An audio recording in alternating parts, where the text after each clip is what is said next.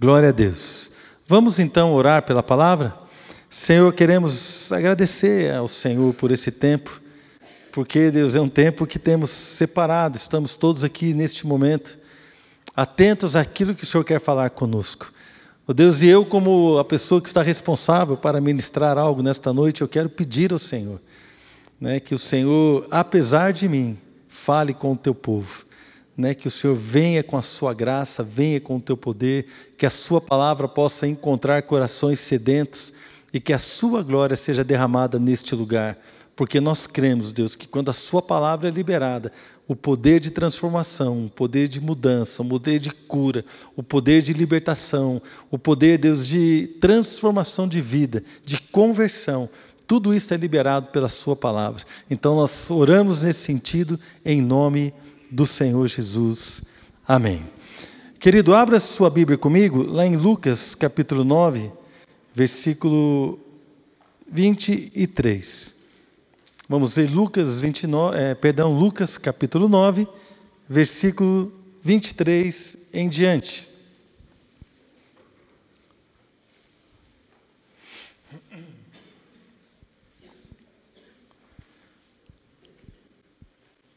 Esperando aqui os irmãos acharem, a Bíblia. Evangelho de Lucas, capítulo 9, vamos ver o versículo 23, amém? Dizia a todos, aqui o Senhor Jesus que estava dizendo. Então, a Bíblia diz, dizia a todos, se alguém quer vir após mim, a si mesmo se negue, dia a dia, tome a sua cruz e siga-me. Pois quem quiser salvar a sua vida, perdê-la-á. E quem perder a vida por minha causa, esse a salvará. Até aí. Irmãos, vamos ser sinceros. Não me parece um bom marketing, uma boa propaganda do reino. Vocês concordam? Imagina que você vai convidar alguém para entrar num projeto com você e fala assim, olha, você quer entrar comigo nesse projeto aqui? O cara, mas como é que é? Olha, se você tomar a sua cruz e entrar comigo nisso, se você perder a sua vida, você está dentro. Quem gostaria de entrar num projeto desse? Não é? Naquela época, imagina, os caras olhando para Jesus, e Jesus falando dessa forma, eu imagino que alguns deles olharam e acharam meio estranha essa proposta, não é? Mas, na verdade, essa proposta é o que é a verdade. Porque Jesus falou isso, porque Jesus amava a verdade. Se nós entendemos que esse é um tipo de apelo, que parece que mais espanta do que agrega, porque uma coisa é você falar assim, vem para junto de mim, porque eu vou te abençoar, eu vou te curar, eu vou fazer com que você prospere, eu vou fazer tanta coisa boa na sua vida, o que é verdade, que Jesus faz tudo isso. Mas não foi esse o apelo dele foi, vem, toma a sua cruz e me siga. Ele dizia isso a todos. Lá em Mateus está escrito que ele dizia isso para os discípulos, que ele falou para os discípulos. Em Marcos, diz que ele, chamando a multidão juntamente com os discípulos, ele também falou essa frase, à multidão e aos discípulos. E aqui Lucas, ele registrou que Jesus dizia isso a todos. Então, este tempo verbal dizia, significa que ele falou mais de uma vez. Ele falava isso para as pessoas, olha, se alguém quiser me seguir, não é? Ele falou desta forma, a si mesmo se negue, dia a dia tome a sua cruz e siga-me. Pois quem quiser salvar a sua vida, perdê-la-á, e quem perder a vida por minha causa, esse a salvará. Então, quando nós olhamos isso, e entendemos que é uma palavra dura, entendemos que é eu não diria dura, mas é uma palavra muito séria, não é? Eu me lembro de uma vez eu estava assistindo um DVD de um cantor, o nome dele é Marcos Witt, ele é mexicano, e nesse DVD ele fala para as pessoas assim, quem quer servir a Deus não importa o que aconteça. Então, era um congresso, havia muitos jovens, então muitos jovens levantaram a mão e se colocaram de pé. E ele pegou e pediu para todo mundo sentar. Ele falou assim, não, eu queria que vocês se sentassem, baixassem a mão, porque eu vou falar de novo a mesma pergunta, mas eu quero que você entenda algo. Isso é muito sério. Quem é que deseja servir a Deus, não importa o que acontecer, mas antes de você se manifestar, eu preciso dizer que o meu pai levou um tiro, foi assassinado, porque foi pregar o Evangelho, numa região de perseguição. Aí ele perguntou de novo, quem quer servir a Deus, não importa o que for acontecer. Então nós entendemos que às vezes o chamado é algo sério. Servir a Deus não é estar de uma maneira, como é que eu vou dizer assim, sem uma seriedade, sem a percepção da realidade. E quando nós olhamos Jesus falando desta forma, por que ele falou assim? O que motivou Jesus a falar desta forma? Falar algo tão sério e algo tão, assim, como é que a gente diz, amedrontador, né? Algo tão que causa em nós uma comoção, pelo menos em mim causa. Olha, quem quiser me seguir, negue-se a si mesmo, tome a sua cruz e me siga. Aquele que quiser guardar, preservar a sua vida, vai perdê-la, mas aquele que perder a sua vida por minha causa, vai ser salvo. Não é? Eu acho algo muito sério, uma declaração muito forte. E Jesus falou isso motivado em quê? O que o motivou? Se nós concordamos, não sei se você concorda, né? Mas se nós concordamos que esta é uma propaganda ou um apelo, que não é um apelo charmoso, não é um apelo fofinho, e não é um apelo que chama a atenção daquele que quer algo, né? Mas é um apelo que nos chama a atenção para uma vida diferente, uma vida cheia de propósitos. Então, o que motivou o Senhor a falar isso? E eu comecei a perguntar para Deus, Deus, o que motivou o Senhor a falar desta forma? E o que veio ao meu coração, queridos, é que Jesus era motivado pelo amor e pela verdade. Quem ama, fala a verdade. Amém? Tem gente que ama e fala mentira, porque a verdade é muito dura e vai magoar a pessoa amada. Quem já ouviu falar isso? Se você for assistir novela, filme, e às vezes a novela da vida real, né? Tem essa história também, né? Alguns irmãos que contam uma mentirinha para o filho, né? Porque senão o filho vai sofrer, ou então contam uma mentirinha para a pessoa não saber. Não, irmãos, quem ama fala a verdade. É claro que cada momento tem a sua hora de falar, no momento certo, na linguagem certa, não é? Mas eu lembro quando levava minhas filhas para tomar vacina, e elas perguntavam assim, pai, vai doer? E eu falava assim, filha, vai doer, mas é muito pouco. Aí a criança que estava na fila da frente entrava na sala do médico, e aí você vê aquele grito. Aí eu falo assim, Senhor, o menino está acabando com o meu discurso. Não é? Assim, vai doer um pouquinho. Eu lembro a Fernanda, devia ter uns 7 anos, e eu estava na hora de tomar uma vacina, eu falei assim, pai, vai doer? Eu falei assim, filha, vai doer um pouco. Né? E ela foi e doeu, pelo jeito doeu bastante. E ela ficou chorando. E ela olhava para mim e falava assim, eu não acredito que você fez isso comigo. E eu levei ela numa casa de suco, que tinha ali na 9 de julho, já fechou. A gente gostava de gente, morava lá perto. Não, papai vai levar você para tomar um suco lá. E ela foi assim, você está querendo me comprar com esse suco. Eu não acredito que você fez isso. Eu falei, papai não está querendo te comprar, meu amor, é que você precisava disso. Às vezes o remédio dói, mas ele salva a sua vida. Amém? Às vezes a verdade pode nos causar algo assim, nossa, mas a verdade é a melhor, irmãos. Jesus ama a verdade, Ele ama as pessoas, e quem ama fala a verdade. Olha só o Salmo 80, eu vou ler alguns versículos, não precisa abrir, amém? Só acompanhe comigo aqui, Salmo 89, 14 diz assim, justiça e direito são o fundamento do teu trono, a graça e a verdade te precedem. Então imagina o trono de Deus, e o fundamento do trono de Deus, o trono de Deus ele não abala, não pode ser abalado, amém, irmãos? Ele é um trono que jamais vai ser abalado, porque ele está num fundamento que é a justiça de Deus, que é o direito de Deus. Então esse trono jamais será abalado, porque a justiça de Deus é inabalável. Amém? Então Deus está ali no seu trono. Mas diz aqui que a graça e a verdade precedem o Senhor. Então quando você vai se aproximando de Deus, do trono de Deus, imagina uma cena que o trono de Deus está lá, fundado e fundamentado, né, na verdade e no direito. E você está chegando ali, a primeira coisa que vem é a graça e a verdade. Elas antecedem o seu encontro com Deus. A graça de Deus vem sobre você. Porque senão a gente seria fulminado, irmãos. Então a graça, o favor de Deus vem sobre nós. A verdade também. Por quê? Porque a verdade mostra quem somos. Quando Isaías teve a visão do trono de Deus, ele fala: ai de mim, porque eu estou perdido. Eu vi o Senhor, eu sou um homem de lábios impuros, e habito no meio de um povo de impuros lábios, porque ali a verdade se manifestou a ele. Então, querido, quando nós nos aproximamos de Deus, a verdade é o que eu e você precisamos ouvir. Então Jesus, ele falava a verdade. Mas João diz, lá em João 1,14, diz assim: o verbo se fez carne e habitou entre nós, cheio de graça e de verdade.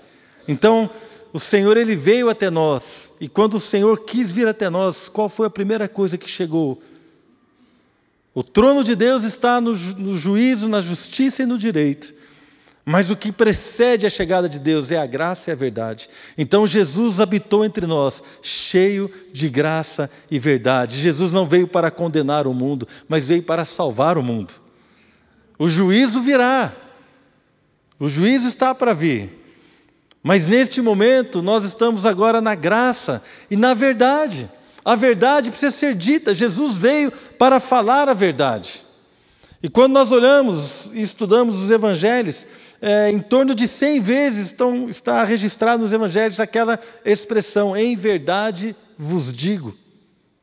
Jesus falou isso várias vezes. Só o evangelho de Mateus tem um monte de vezes. Se você contar os 4 evangelhos, dá mais de 100 vezes, quando aparece Jesus dizendo: em verdade te digo, em verdade vos digo, em verdade eu afirmo, em verdade eu estou dizendo para você, porque Jesus veio para fazer uma coisa, irmãos, para revelar a verdade de Deus.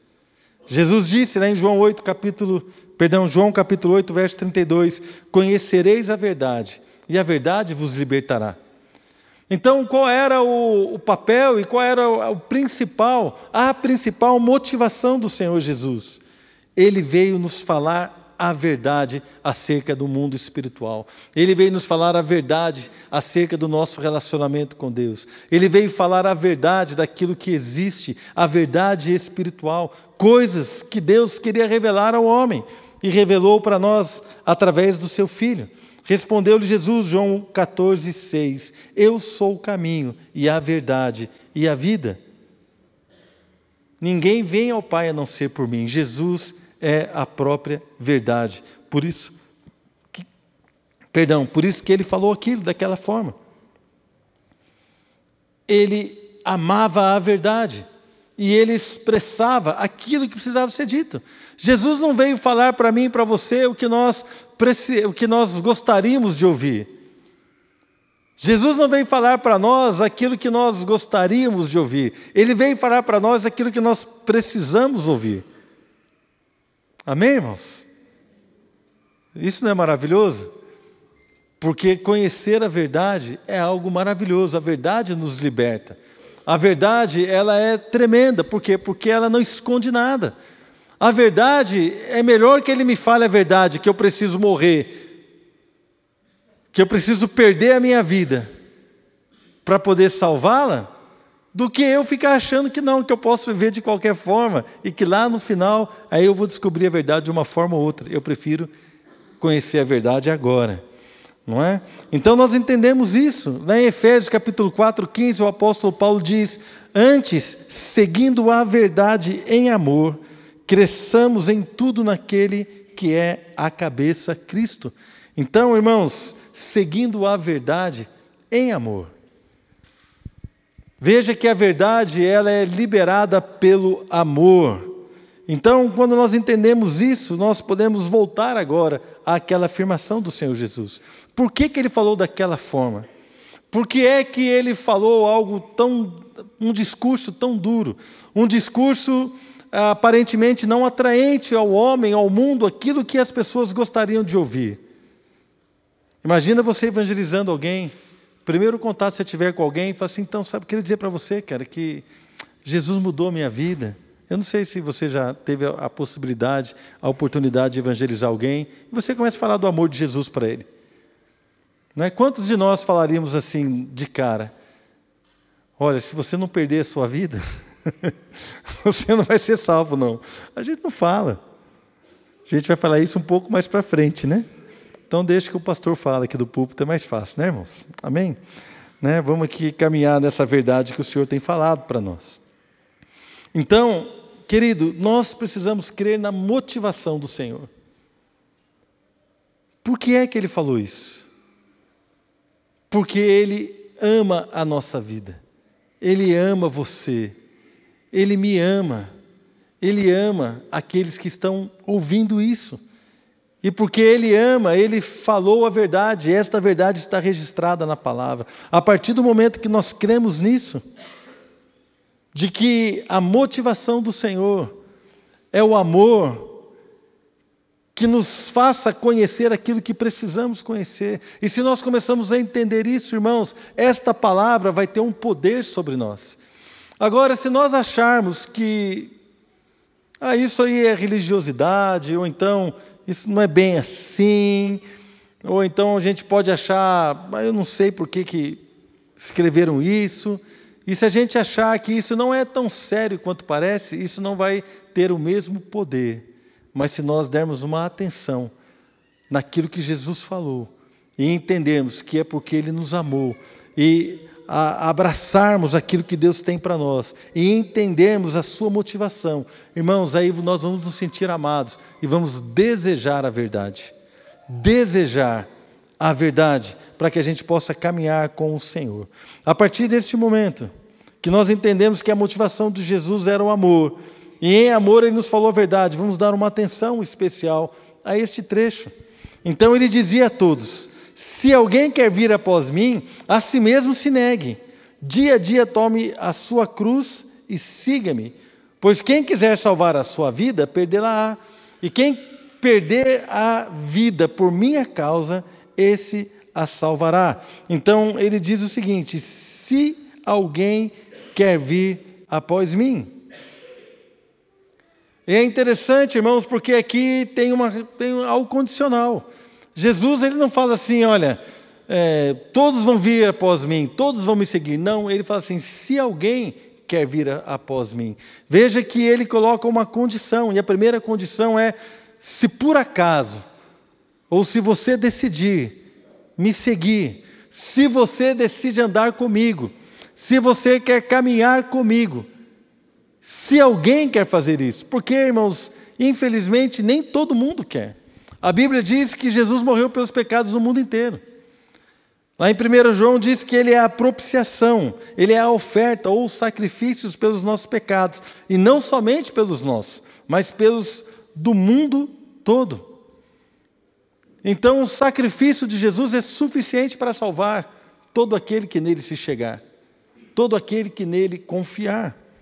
O sacrifício está feito, irmãos. Deus amou o mundo de tal maneira que enviou o seu Filho, e todo aquele que nele crê não vai perecer, mas vai ter a vida eterna. O sacrifício já está feito. Mas Jesus disse, se alguém quer vir após mim, é condicional. É uma condição. Então ele diz assim, se alguém quer vir após mim, existe uma condição.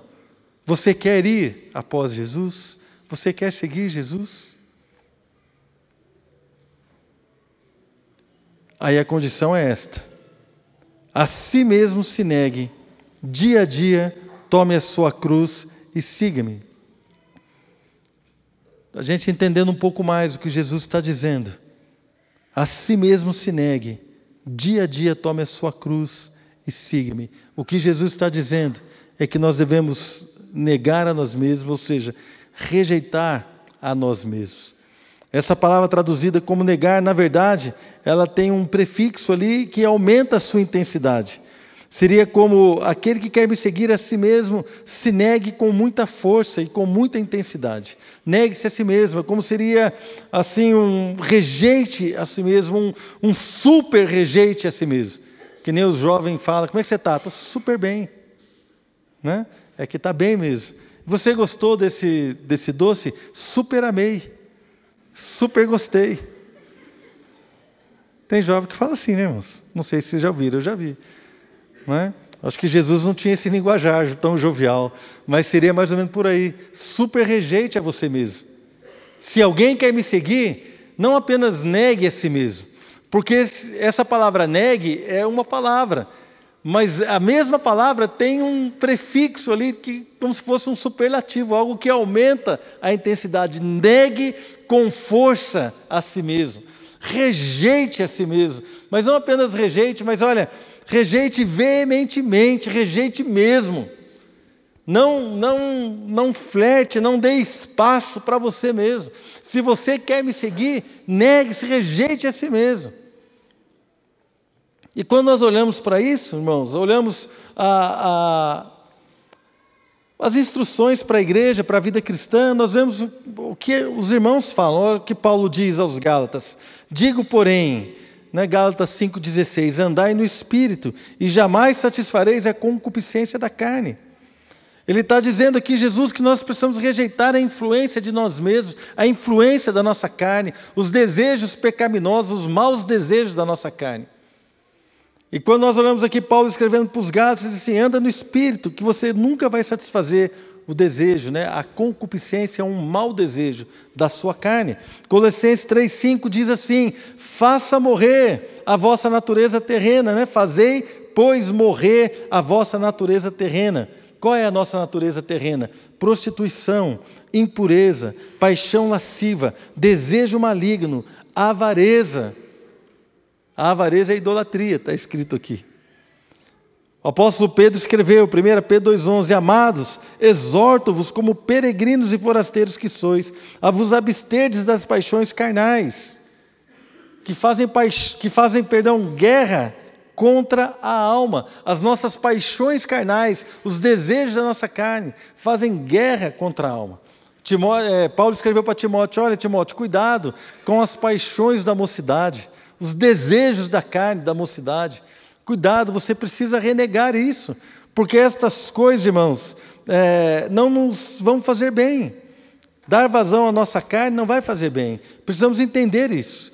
Então, Jesus falou assim, aquele que quer me seguir, se alguém quer me seguir, deve tomar a sua cruz, deve negar a si mesmo, dia após dia tomar a sua cruz. Tomar a cruz, irmãos, a cruz é um instrumento de morte para a nossa carne. A cruz é um instrumento que vai matar a sua carne. Tinha uma canção antiga, quando eu me converti em 1990, já era velha, mas ela era assim, me leva para a cruz, Senhor. Você está rindo ali, Eu quero reinar. É isso mesmo, irmão, quem lembra? Como Cristo reinou. Me leva para a cruz, eu tinha medo de cantar essa música. Me leva para a cruz, Senhor, misericórdia. Mas a cruz é um instrumento de morte. Gálatas 5,24 fala que aqueles que são de Cristo Jesus crucificaram a sua carne. Olha que texto interessante, Gálatas 5,24. Se você quiser abrir aí, ou então depois você lê. Se quiser colocar aqui no telão, não sei. Gálatas 5,24, os que são de Cristo Jesus crucificaram a sua carne com as suas paixões e concupiscências.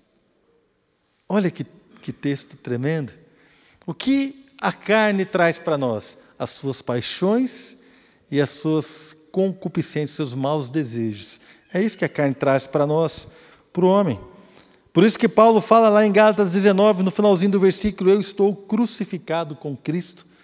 O apóstolo Paulo fala em Gálatas 6,14, longe de mim gloriar-me, senão na cruz de nosso Senhor Jesus Cristo, pela qual, veja bem, irmãos, a cruz do Senhor Jesus Cristo. Paulo diz que pela cruz do Senhor Jesus Cristo, ele diz assim, pela qual o mundo está crucificado para mim, e eu estou crucificado para o mundo. Quando nós vemos lá em 1 Coríntios, quando Paulo está falando sobre a cruz de Cristo, né? Ele fala assim: irmãos, quando eu estive aí com vocês, eu não tive sabedoria, não tive nada, minha pregação não consistiu dessas coisas, mas eu quis pregar para vocês, né, o testemunho de Cristo. Nada sabia, eu nada quis saber entre vocês, a não ser Jesus e este crucificado. Pouco antes ele fala assim, nós pregamos a Cristo, né? Loucura para os judeus, escândalo para os judeus e loucura para os gregos. Mas a cruz de Cristo para nós é o poder de Deus. Amém, irmãos?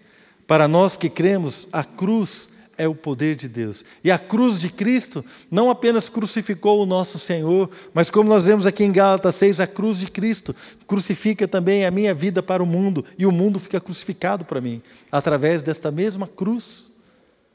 Há um poder na cruz, irmãos, de nos libertar da nossa carne, do poder e da artimanha maligna da nossa carne. Então, quando nós olhamos para isso daqui, entendemos que se nós queremos segui-lo, nós precisamos andar por este caminho, e este caminho é um caminho de rejeição, de rejeitar a nós mesmos, é um caminho de negar a nós mesmos, é um caminho de crucificar a nossa carne. Então ele coloca esta condição: se alguém quer me seguir, e ele dizia isso a todos.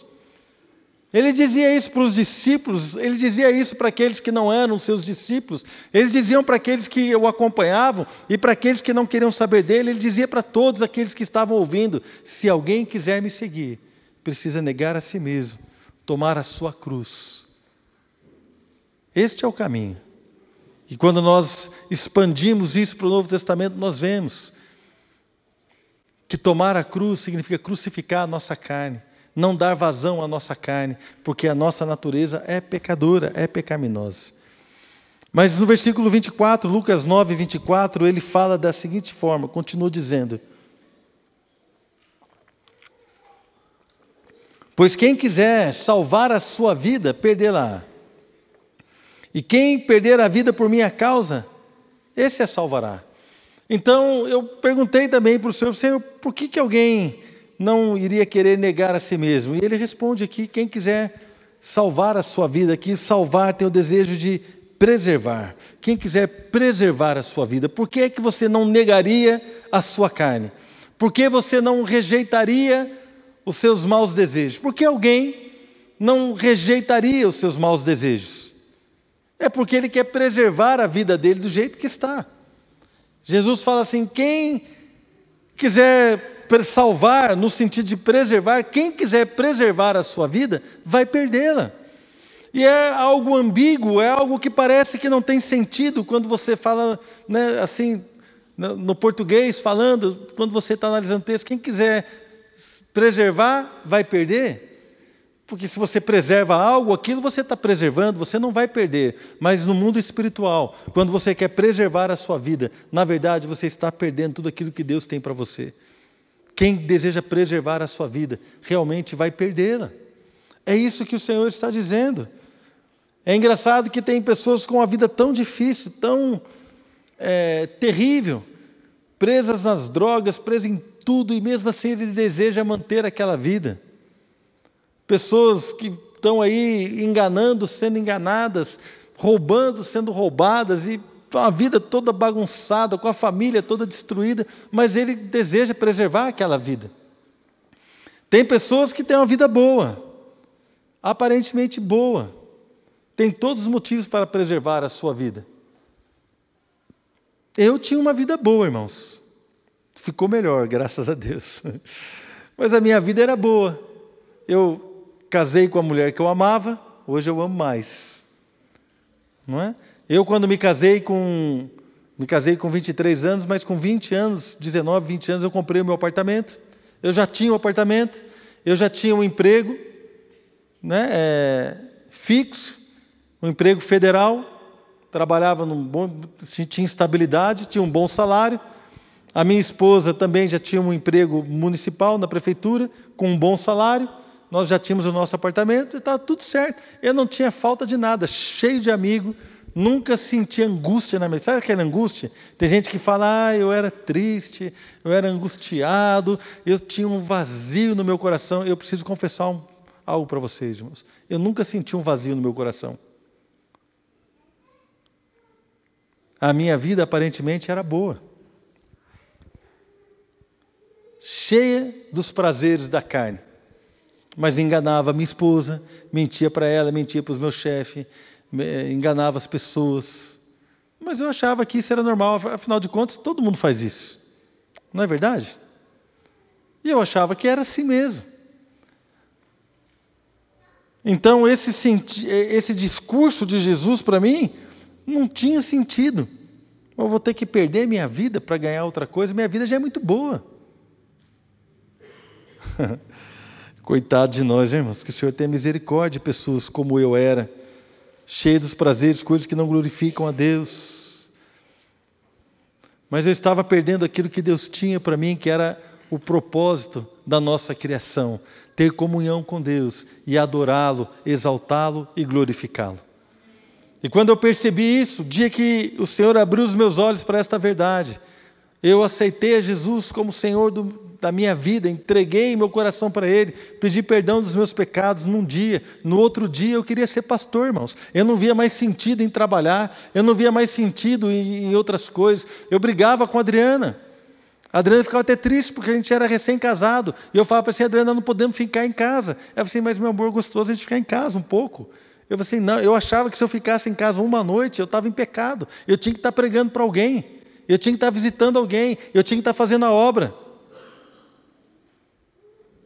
É claro que Deus deu uma equilibrada, irmãos. Graças a Deus por isso. Mas quando eu entendi que havia uma proposta melhor, quando eu entendi que havia uma vida para ser vivida na verdade de Deus, porque o amor de Deus nos revela, a verdade de Deus nos liberta.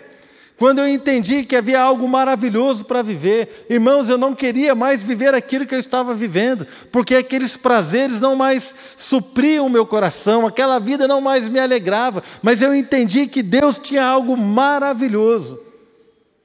E eu falei assim, não, é isso que eu quero viver. Amém, queridos? Então é isso que eu quero viver. O que eu quero? O que você quer viver? O que nós, como igreja, queremos viver? Então nós olhamos para aquilo que Jesus diz assim, quem quiser salvar a sua vida, vai perder. E quem perder a vida por minha causa, esse vai salvar a sua vida. Então, querido, Paulo entendeu isso. Quero convidar você a abrir a sua Bíblia lá em Romanos, capítulo 8. E queria ler com você um texto. Se você puder colocar para mim, Bruna, na versão NVI, que ela está um pouco de mais fácil entendimento. Por favor. Romanos capítulo 8, a partir do versículo 5. Então tem aqui essa verdade um pouco expandida, para que a gente possa entender qual é o propósito de Deus para nós, o que é que Deus tem para nós. Romanos 8, 5 em diante diz assim, quem vive segundo a carne tem a mente voltada para o que a carne deseja. Mas quem vive de acordo com o Espírito tem a mente voltada para o que o Espírito deseja. A mentalidade da carne é morte, mas a mentalidade do Espírito é vida e paz. A mentalidade da carne é inimiga de Deus, porque não se submete à lei de Deus, nem pode fazê-lo. Quem é dominado pela carne não pode agradar a Deus. Então, queridos, vamos ver aqui novamente. Quem vive segundo a carne tem a mente voltada para o que a carne deseja. Amados, quem vive de acordo com a carne, a sua mente, os seus pensamentos estão voltados para aquilo que a carne deseja. Prostituição, pornografia, vingança, mentira, maledicência, todas essas coisas, irmãos, são coisas que a carne deseja. Paixão lasciva, todo esse tipo de coisa. Aí diz aqui a mentalidade, mas quem vive, de acordo com o Espírito, Tenha a mente voltada para o que o Espírito deseja. Sabe o que o Espírito deseja? O Espírito deseja curar a sua vida. O Espírito deseja revelar para você o que Deus tem para você. O Espírito Santo deseja revelar para a igreja as verdades que o Senhor conquistou para nós. O que o Espírito deseja é que você seja um homem de Deus, uma mulher de Deus, um jovem, um adolescente que anda em santidade, que ama o Senhor, que vai estar totalmente livre dessas coisas, totalmente livre de qualquer maldição, para viver uma vida gloriosa na terra, e quando nós morrermos, estarmos para sempre com o Senhor. O que o Espírito deseja é que você tenha uma vida frutífera, abençoada, totalmente livre dessas prisões, totalmente livre do diabo, totalmente livre de maldição, totalmente livre daquilo que quer derrubar você, totalmente livre da sua carne, totalmente livre, irmãos. É isso que o Espírito deseja. Então, quem tem a sua mente voltada para a carne, ela vai desejar aquilo que a carne quer. Mas quem tem a sua mente voltada para o Espírito, irmãos, ela vai desejar o que o Espírito tem. Irmãos, o que é que você deseja? O que é que nós desejamos? Se nós negarmos a nós mesmos, se nós rejeitarmos estas coisas, nós vamos amar o Senhor, vamos seguir a Deus, vamos crucificar a nossa carne. Ele disse: dia a dia, negue-se a si mesmo. Se você está firme, negando a sua vida, negando a si mesmo todos os dias, eu tenho uma palavra para você, irmão. Amanhã, quando você acordar para ir para o trabalho, para a escola, ou para fazer as coisas na sua casa, as suas tarefas, se você está de férias, se você for acordar, não importa, meio-dia, está de férias, estou de boa, tranquilo, vou acordar tarde amanhã. A hora que você abrir os seus olhos, você tem uma decisão para tomar. Se você vai continuar negando a si mesmo, para seguir a Jesus, tomar a sua cruz, amanhã de novo, para que você possa expressar a vida que Deus tem para você. Amém, irmãos? Eu quero essa vida para mim. A mentalidade da carne é morte. Então, por isso que diz, aquele que quiser manter a sua vida, aquele que quiser preservar a sua vida, vai perdê-la. Porque a mentalidade da carne é morte. Querido, olhe para a sua casa, olhe para a sua família, olhe para os seus relacionamentos e veja que todas as vezes que eu e você andamos segundo a carne, operou a morte. Teve briga, teve discórdia, teve confusão, teve todo tipo de bagunça. Teve vingança, greve de silêncio, um monte de coisa, irmãos. Mas todas as vezes que nós seguimos a Deus, houve perdão, houve misericórdia e houve vida para a glória do Senhor. Não é verdade? Então comece a olhar para trás. Comece a olhar a sua vida e perceba que todas as vezes que você deu vazão à sua carne, o seu ministério não cresceu. Você não aprendeu a lição, você não rompeu, você não andou, você está no mesmo ponto, achando a mesma coisa há 10 anos, há 5 anos achando a mesma coisa, que está tudo errado, que só você está certo. Todas as vezes que nós andamos segundo a carne, nós não vamos para frente, irmãos, porque a morte opera. A morte opera. A morte tem a ver com algo separado de Deus, separado do propósito de Deus. Deus tem algo maravilhoso para você viver. Deus tem algo maravilhoso para nós vivermos, mas a morte opera quando nós andamos na carne.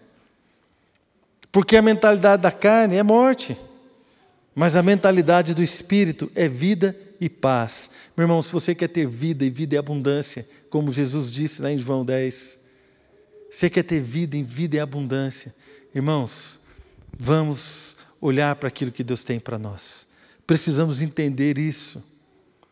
A mentalidade da carne é inimiga de Deus, porque não consegue se submeter à lei de Deus.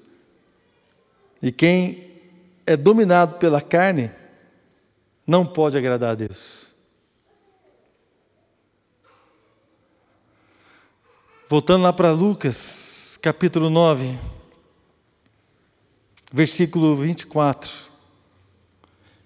no finalzinho: quem quiser salvar a sua vida, perdê-la-á. Essa última frase: mas quem perder a vida por minha causa, esse a salvará.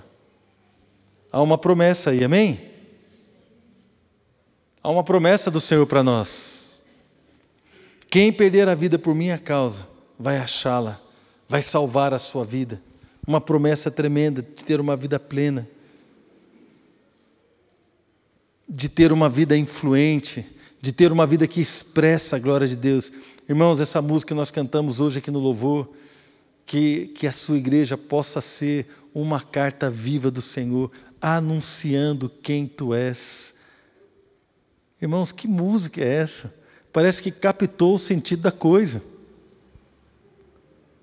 Nós precisamos ser uma carta viva para expressar quem Ele é. 1 Pedro capítulo 2 diz lá que nós fomos tirados das trevas para expressar as virtudes do Senhor. Somos nação santa, amém? Povo de propriedade exclusiva do Senhor, tirado das trevas para anunciar as virtudes do nosso Deus. Houve um propósito para que Deus nos tirasse ali daquela escuridão, das trevas, do poder do diabo, da sujeição, escravos do pecado, escravos da nossa carne, fazendo a vontade da carne, que nem fala em Efésios capítulo 2, fazendo a vontade da carne e fazendo a vontade dos nossos pensamentos. Éramos por natureza filhos da ira, mas o Senhor nos libertou disso, irmãos, a sua graça nos libertou, e hoje não. Hoje nós somos livres para sermos uma carta viva do Senhor, para expressar as suas virtudes, para anunciar quem Ele é. Amém? Isso é tremendo. Isso é maravilhoso.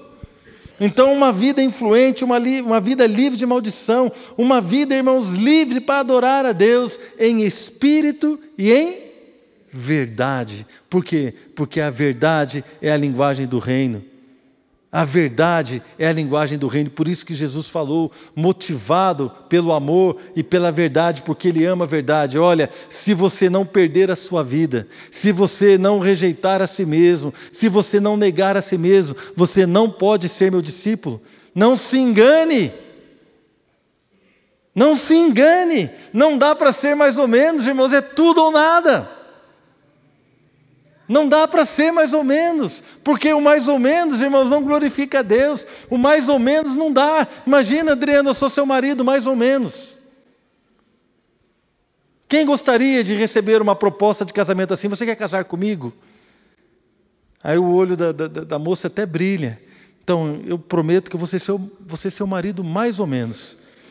Tem dia que eu vou estar cantando para você, mas tem dia que eu vou estar cantando para Maria, para Joana.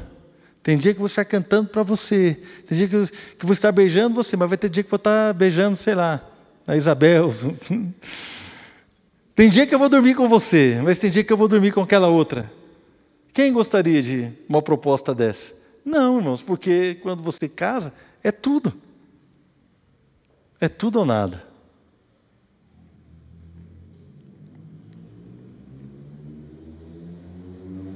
O que o Senhor tem para nós é algo maravilhoso, irmãos.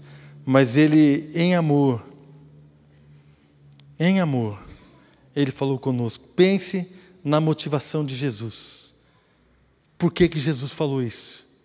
Motivado pelo quê? O que fez com que Ele fizesse essa declaração? Olha, se alguém quiser me seguir, precisa negar a si mesmo. Tomar a sua cruz todo dia. Por que Ele fez isso? Porque Ele te ama. Porque nós não podemos nos enganar. Não adianta. A motivação é essa. Quando Ele fala, negue-se a si mesmo, não dê voz à sua carne. Não dê vazão à sua carne. Lembre-se, irmão, aqueles que são de Cristo crucificaram a sua carne com suas paixões e concupiscências. Por qual motivo alguém não seguiria Jesus? Porque quer preservar a sua vida. Por qual motivo a gente não vai mais fundo? Porque queremos preservar algo na nossa vida. Queremos preservar o nosso tempo. Queremos preservar o nosso conforto. Queremos preservar aquilo que nós achamos. Nós queremos preservar tanta coisa. Mas se nós perdermos a nossa vida por amor de Jesus, certamente vamos ganhar a vida dele para nós. E eu quero a vida dele para nós. Há um potencial tremendo, irmãos, sobre nós, para edificar o reino, para edificar a minha vida, para edificar, querida, a sua família, a sua casa. Há um potencial tremendo de Deus sobre a sua vida, sobre a minha vida. E há uma promessa aí maravilhosa, que aquele que seguir por esse caminho vai salvar a sua vida, vai ter a vida eterna, irmãos. Às vezes a gente não fala muito sobre vida eterna, né? Parece que a nossa vida se resume a estas coisas. Mas Paulo falou assim, se a nossa esperança está só nessa vida, somos os mais o que, irmãos? Infelizes dos homens. A nossa esperança tem que estar na vida eterna, com o Senhor. Porém, nesta vida também, vamos ter propósito e vamos ter unção. Vamos ter propósito de Deus para viver, vamos ter unção. Não uma vida vazia, focada na nossa carne, uma vida que tem o foco nos nossos prazeres, uma vida, irmãos, vazia de propósito de Deus, mas uma vida cheia da glória do Senhor, uma vida cheia de unção, uma vida cheia de ousadia, para andar na verdade, para pegar a sua cruz, para negar a sua carne, para crucificar a sua carne e para andar em vitória com o Senhor, porque Ele é digno disso. Ele é digno. Uma vida, irmãos, focada na glória de Deus, como homens e mulheres prontos para exaltar o Senhor. Esse é o tipo de vida que Jesus nos propôs. Esse é o tipo de vida que Ele falou assim, olha, quem preservar a sua vida vai perdê-la, mas quem perder a sua vida vai achá-la, vai salvá-la. Jesus quer nos salvar também de uma vida sem propósito. Uma vida sem propósito é muito ruim. Uma vida cristã sem propósito é muito complicado. Não é? Imagina que você compra um liquidificador e aquele liquidificador, qual o propósito dele? É triturar alimento, fazer suco, essas coisas. Mas você quer fazer arroz nele, achando que é uma máquina, uma panela de fazer arroz. Não vai funcionar, pode botar água lá, pode botar o arroz, pode botar o sal, o tempero, botar ele na tomada, o que vai acontecer? Nada. O que vai acontecer com o liquidificador? Ele vai ficar frustrado, porque não foi feito para aquilo. Não é? Imagina que você, irmãos, você foi criado para glorificar a Deus, você foi criado para reinar em vida, você foi criado para viver nessa terra uma vida cheia de propósito, você foi criado para amar a Deus, para amar a sua casa, para amar o próximo, você foi criado, irmãos, para ser livre da sua carne, para não dar vazão ao seu pecado. E o Senhor Jesus veio a esta terra para nos restaurar a esta verdade. Ele falou assim, olha, então se você quiser me seguir, você vai negar a si mesmo, você vai salvar a sua vida, você vai ter uma vida cheia de propósito. A proposta de Deus é o seguinte, negue esta vida, não aceite esta vida, mas aceite a vida que eu tenho para dar para você. Isso que é maravilhoso. Isso que é maravilhoso. E não se engane, mas eu também não quero me enganar. Nós que somos cristãos, que temos caminhado com o Senhor, nós precisamos entrar por esse caminho. Essa não é uma palavra para vocês, é uma palavra para nós. Amém? Eu tenho me esforçado por entrar aí. Embora o esforço humano valha muito pouca coisa, né? É aquilo que Deus faz por nós. Mas nós precisamos entender que o Senhor tem nos chamado para rejeitar algumas coisas. Como diz em Romanos 8, se não me engano 13, né? Se pelo Espírito mortificardes os feitos da carne, certamente vivereis. Se você, pelo Espírito de Deus, mortificar os feitos da sua carne, certamente você vai viver o propósito de Deus para a sua vida. Eu queria que você fechasse os teus olhos e deixar o Espírito Santo ministrar o teu coração nessa noite.